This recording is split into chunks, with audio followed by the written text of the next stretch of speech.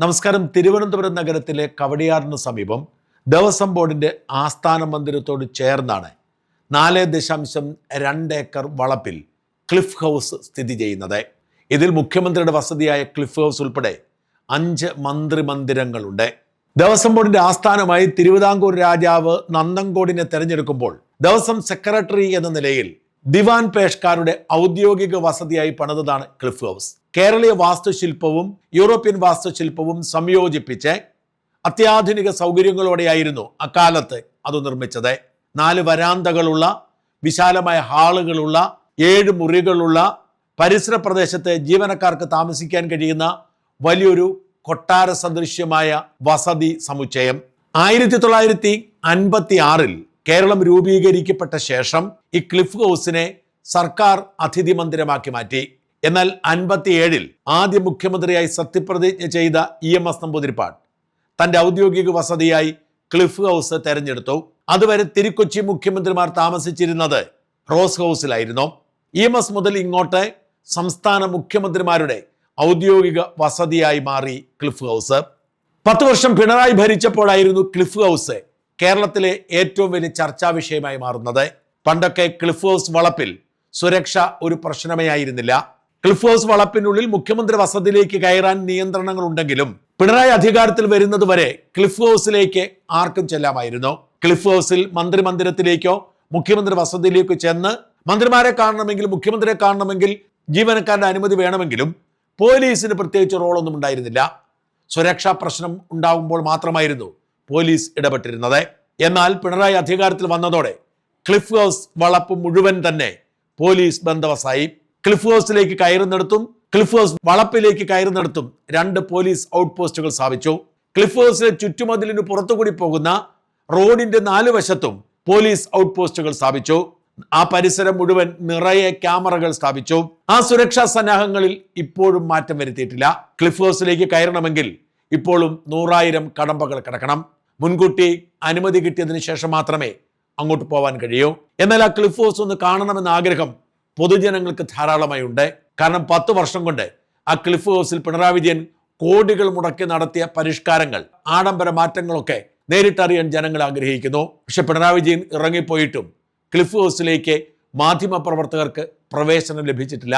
Cliff house പരിസര പ്രദേശത്തിന്റെയോ cliff ഹൗസിലെ ദിവ്യമായ ലിഫ്റ്റിന്റെയോ ക്ലിഫ് ഹൗസിലെ കന്നാലിക്കൂടിന്റെയോ ചുറ്റുമതിലിന്റെയോ ചിത്രം പോലും എടുക്കാൻ അനുമതി ഇപ്പോഴും ലഭിച്ചിട്ടില്ല.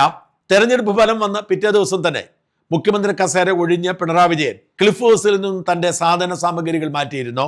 ബേക്കറി ജംഗ്ഷൻ സമീപമുള്ള ഏതാണ്ട് 5500 സ്ക്വയർ ഫീറ്റുള്ള ഒരു വാടക വീട്ടിലേക്കാണ് പിണറായി മാറിയത്. എന്നാൽ അധികാരമേറ്റ് 39 ദിവസമായിട്ടും മുഖ്യമന്ത്രി VD സതീശൻ ക്ലിഫ് ഹൗസിലേക്ക് താമസം മാറ്റിയിരുന്നില്ല. ഇന്നലെ വെളുപ്പിന് 7 മണിക്കാണ് ഗൃഹപ്രവേശന ചടങ്ങ് നടന്നത്. ഏതാണ്ട് 73 ലക്ഷം രൂപയുടെ അറ്റകുറ്റപ്പണികൾ ക്ലിഫ് ഹൗസിൽ നടത്തണമെന്ന് കഴിഞ്ഞ സർക്കാരിന്റെ കാലത്ത് തന്നെ അപേക്ഷ വരികയും പൊതുമരാമത്ത് വകുപ്പ് അനുമതി കൊടുക്കുകയും ചെയ്തു. പേരുദോഷമുണ്ടാകുമെന്നതിനാൽ ആ പണികൾ വേണ്ടെന്ന് VD സതീശൻ മുമ്പോട്ട് വെച്ചു. പക്ഷേ ഇളകിയ ഓടുകൾ മാറ്റുക, പെയിന്റ് ചെയ്യുക തുടങ്ങിയ പണികൾ അവിടെ നിറവേറ്റാൻ വേണ്ടി 39 ദിവസം എടുക്കേണ്ടി വന്നു. CPM-കാർ സോഷ്യൽ മീഡിയയിൽ പ്രചരിപ്പിക്കുന്നത് പോലെ കോടികൾ മുടക്കിയോ ലക്ഷങ്ങൾ മുടക്കിയോ അല്ല അറ്റകുറ്റപ്പണികൾ ചെയ്തിരിക്കുന്നത്. പിണറായി വിജയൻ ഉപയോഗിച്ചിരുന്ന ഫർണിച്ചറും കട്ടിലും സാധന സാമഗ്രികളും തന്നെയാണ് VD സതീശനും ഉപയോഗിക്കുന്നത്. പക്ഷെ എന്നിട്ടും എന്തുകൊണ്ട് 39 ദിവസം എടുത്തു എന്ന ചോദ്യം ഒരു കടങ്കഥയായി തുടരുന്നു. VD സതീശന്റെ ക്ലിഫ് ഹൗസിലേക്കുള്ള രംഗപ്രവേശം കൗതുകമുണർത്തുന്ന രീതിയിലായിരുന്നു. ഒരാളെ പോലും അറിയിക്കാതെയായിരുന്നു ആ യാത്ര. VD സതീശനും ഭാര്യയും മകളും സഹോദരിയുടെ കുടുംബാംഗങ്ങളും മാത്രമായിരുന്നു ചടങ്ങിൽ പങ്കെടുത്തത്. മന്ത്രിയുടെ പേഴ്സണൽ സ്റ്റാഫ് അംഗങ്ങൾ പങ്കെടുത്തു എന്നാണ് പത്രങ്ങളിൽ വന്നിരിക്കുന്നതെങ്കിലും അത് വാസ്തവമല്ല. മന്ത്രിയുടെ പേഴ്സണൽ സ്റ്റാഫ് അംഗങ്ങൾക്ക് പോലും ഗൃഹപ്രവേശന ചടങ്ങിലേക്ക് അനുമതി ഉണ്ടായിരുന്നില്ല. ഞാൻ മനസ്സിലാക്കിയെടുത്തോളം തലേദിവസം രാത്രി 12 മണിയോടെ ഭഗവതി സേവയും വെളുപ്പിന് 5:30 ഗണപതി ഹോമവും നടത്തി തന്നെയാണ് മുഖ്യമന്ത്രി ഗൃഹപ്രവേശനം നടത്തിയത്. സാധാരണ ഹിന്ദു ആചാരപ്രകാരം ഭഗവതി സേവ നടത്തി ദൈവത്തെ ആവാഹിക്കുകയും ഗണപതി ഹോമം നടത്തി വിഘ്നങ്ങൾ നീക്കുകയും ചെയ്യുക ഗൃഹപ്രവേശനത്തിന്റെ ഭാഗമാണ്. ഈ 2 ചടങ്ങുകളും നടത്തി തന്നെയാണ് സതീശൻ ഗൃഹപ്രവേശനം നടത്തിയത് എന്നാണ് മനസ്സിലാക്കാൻ കഴിയുന്നത്. അതിനുശേഷം രാവിലെ 7 മണിക്ക് പാല് കാച്ചുമ്പോഴും മറ്റാരെയും പ്രവേശിപ്പിക്കാതെ സ്വകാര്യ ചടങ്ങാക്കി നടത്താൻ സതീശൻ നിർബന്ധ ബുദ്ധി കാട്ടി. ഒറ്റ മാധ്യമ പ്രവർത്തകർക്കും ക്ഷണമുണ്ടായിരുന്നില്ല. ആരെയും കയറ്റിവിടരുതേ എന്ന നിർദ്ദേശമുണ്ടായിരുന്നു. എന്നാൽ വി ഡി സതീശൻ പുതിയ വസതിയിലേക്ക് താമസം മാറിയിരിക്കുന്നു. ഇനി ക്ലിഫ് ഹൗസിൽ ഇരുന്നു കൊണ്ടായിരിക്കും അവിടുത്തെ ഭരണം. പിണറായി വിജയൻ നിർമ്മിച്ച ലിഫ്റ്റിലൂടെ വി ഡി സതീശൻ യാത്ര ചെയ്യുമോ എന്ന് കണ്ടറിയണം. നടക്കുന്ന കാര്യത്തിൽ തൽപരനായ വി ഡി സതീശൻ 2ാം നിലയിലേക്ക് നടന്നു കയറാനാണ് സാധ്യതയെന്ന് അദ്ദേഹത്തെ അറിയാവുന്നവർ പറയുന്നു.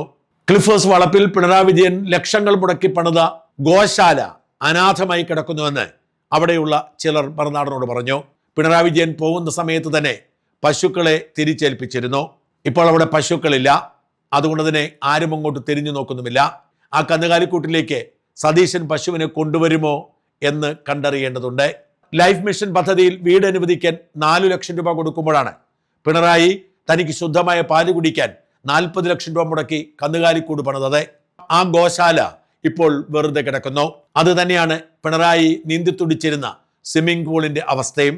ഇനി ആ സ്വിമ്മിംഗ് പൂള് മെയിൻറ്റെയിൻ ചെയ്തു നിർത്തുമോ, അതിനുവേണ്ടി പണം മുടക്കുമോ, വി ഡി സതീശൻ അതിലിറങ്ങി നീന്തി കുളിക്കുമോ എന്നൊക്കെ അറിയാൻ ഇനിയും കാത്തിരിക്കേണ്ടതുണ്ട്.